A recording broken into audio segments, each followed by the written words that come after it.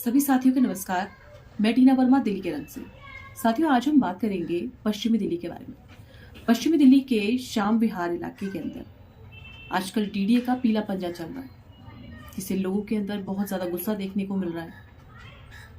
लोग अपनी आवाज़ रख रहे हैं, बात रख रहे हैं सरकार के सामने कि वो लोग इतने सालों से उस कॉलोनी के अंदर रह रहे हैं, उनके मकानों को ना तोड़ा जाए, पर उनकी नहीं सुनी जा रही। हम मीडिया वाले भी जाते हैं वहाँ पर, लोगों का दुख दर्द सब सुनते हैं, प्रशासन के पास, सरकार के पास उनकी बातों को रखते हैं, पर सरकार उसको अनसुना कर देती है।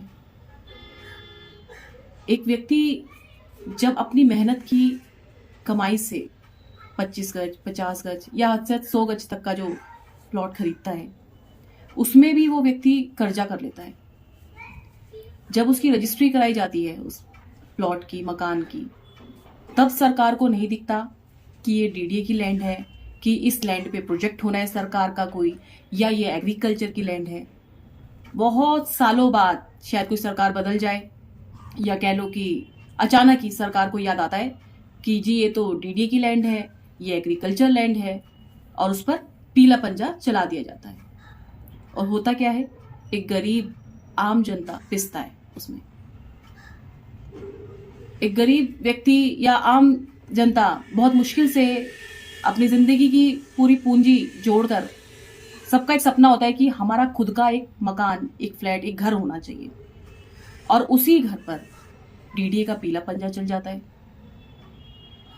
तो मैं तो सबसे यही कहना चाहूंगी अपनी इस वीडियो के माध्यम से कि आप कोई भी फ्लैट खरीदते हैं, मकान खरीदते हैं या प्लॉट खरीदते हैं, तो बहुत ही सोच समझकर अपनी मेहनत की कमाई का जो पैसा है वो उन प्लॉट में लगाए, बिल्डिंग में लगाए, क्योंकि कुछ नहीं पता सरकार कब कहाँ पीला पंजा चला दे। इसलिए पूरी इन्वेस्टिगेशन कर ले कि इस पर कोई पहले से पुरानी कोई कार्रवाई तो नहीं चल रही, या ये सरकार की लैंड तो नहीं है, या एग्रीकल्चर लैंड तो नहीं है, या सरकार का इस पे कोई प्रोजेक्ट तो नहीं होने वाला।